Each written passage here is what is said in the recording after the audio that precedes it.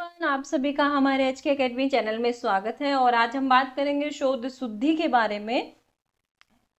शोध शुद्धि और इसको फंड कर रहा है, किसने इसको मेंटेन करने का काम लिया हुआ है, शोध शुद्धि किससे जुड़ा हुआ है, इन सब के बारे में बात करेंगे।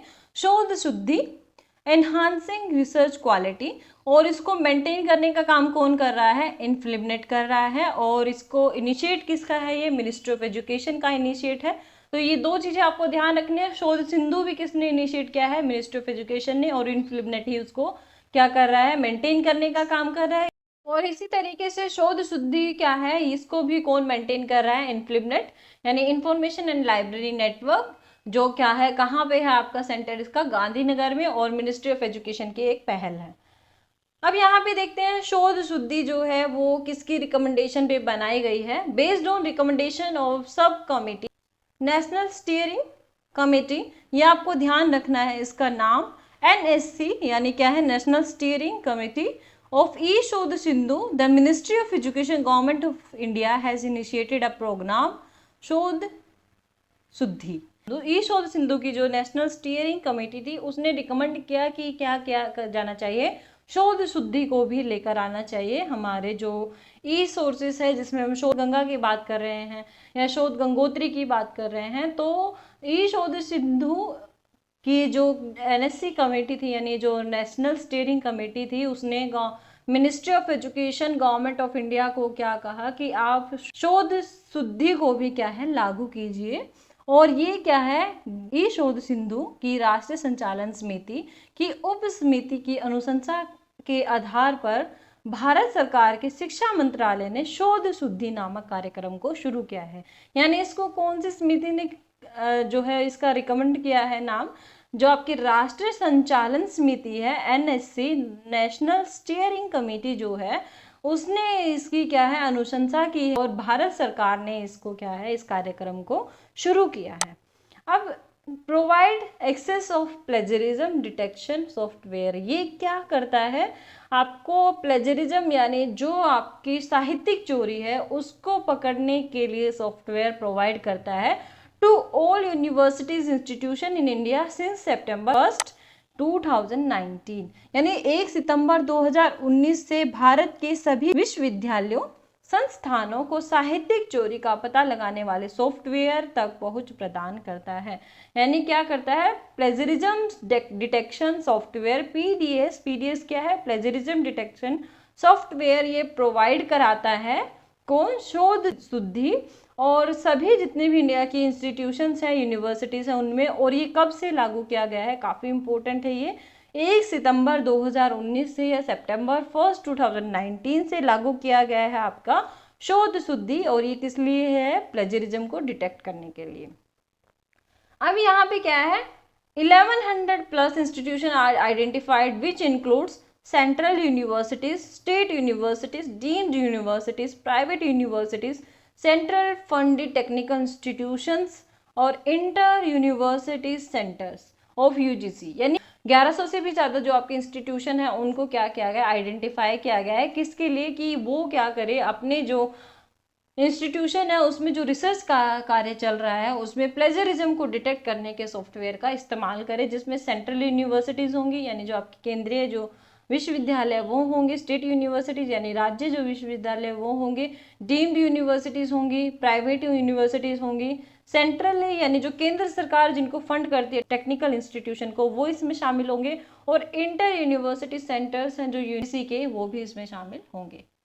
अंडर द शोध शुद्धि initiatives, universities and institutions across the country were provided access to original formerly Urkund a web based plagiarism detection software system. Shodh Shuddhi पहल के अंतर्गत अभी जैसे आप लोगों ने देखा भी होगा कि उरकुंड क्या है, सबसे पहला सॉफ्टवेयर था इसका, जो क्या था, प्लेजरिज्म को डिटेक्ट करता था। उसका एक्सेस जो आपके प्रोफेसर्स हैं उनके पास भी होते थे, और जो रिसर्च स्कॉलर है उनके पास भी उसका एक्सेस जो है वो दिया गया था। ऐसे ही BHU है या बनारस हिंदू यूनिवर्सिटी है, उसमें भी हमारे पास भी उसका एक्सेस था, और जो हमारे प्रोफेसर्स या हमारे गाइड्स जो थे उनके पास भी इसका एक्सेस था, यानी उरकुंड का। तो क्या है कि शोध शुद्धि पहल के अंतर्गत देश भर के विश्वविद्यालयों और संस्थानों को ओरिजिनल यानी जिसको पहले उरकुंड बोला जाता था नामक वेब आधारित साहित्यिक चोरी का पता लगाने वाली सॉफ्टवेयर प्रणाली तक पहुंच प्रदान की गई। अब यहाँ पे कुछ इनिशिएटिव्स लिए गए थे, ये डेट्स आपको काफी ध्यान रखना पड़ेगा। This initiative was officially inaugurated bye former minister of education on सितंबर 21, 2019। अब ये क्या है, इसका जो उद्घाटन है वो कब किया गया था, 21 सितंबर 2019 को इसका उद्घाटन किया गया था। And it continued until the contract with MS original by 13 concluded on सितंबर 30, 2023। अब क्या किया गया कि इस पहल का आधिकारिक उद्घाटन पूर्व शिक्षा मंत्री द्वारा 21 सितंबर 2019 को किया गया था और यह अब तक जारी रहा है जब तक कि 13 जो है द्वारा ओरिजिनल के साथ अनुबंध 30 सितंबर 2023 को समाप्त नहीं हो जाता। यानी उरकुंड के साथ जो है इसका 13 का जो कॉन्ट्रैक्ट है वो 30 सितंबर 2023 तक समाप्त नहीं हो गया, तब तक क्या है इसने अपना काम किया है। Starting from October 1st, 2023, the InflipNet Center now offer the Drillbit Extreme Plagiarism Detection Software to higher education institution।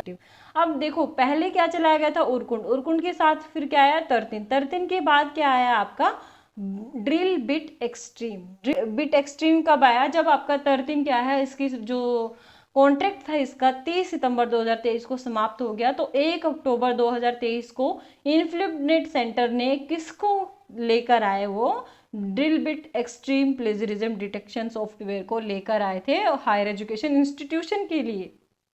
तो ये आपको ध्यान रखना है, ये क्वेश्चन भी आ सकता है कि कौन कौन से जो हैं वो आपके प्लेजरिज्म डिटेक्शन के सॉफ्टवेयर हैं। तो उरकुंड है, 13 है, ड्रिल बिट एक्सट्रीम है, ये सब क्या है आपके प्लेजरिज्म डिटेक्शन के सॉफ्टवेयर हैं। इसके बाद क्या है, the trial phase for this software was scheduled for October 23 with full fledge service commands on November 1, 2023। इस सॉफ्टवेयर का परीक्षण चरण अक्टूबर 2023 के लिए निर्धारित किया गया था, जिसकी पूर्ण सेवा जो है वो कब से शुरू की गई है, 1 नवंबर 2023 से शुरू की गई है।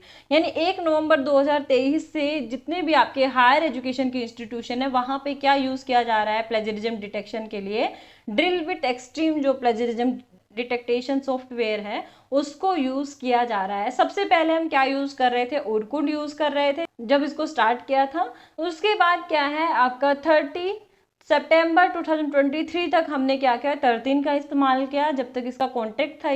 फिर इनफ्लिपनेट सेंटर ने 1 अक्टूबर 2023 को किससे इंट्रोड्यूस कराया, ड्रिल बिट एक्सट्रीम से इंट्रोड्यूस कराया हमें, और इसकी पूर्ण सेवा कब शुरू हुई थी, 1 नवंबर 2023 को शुरू हुई थी।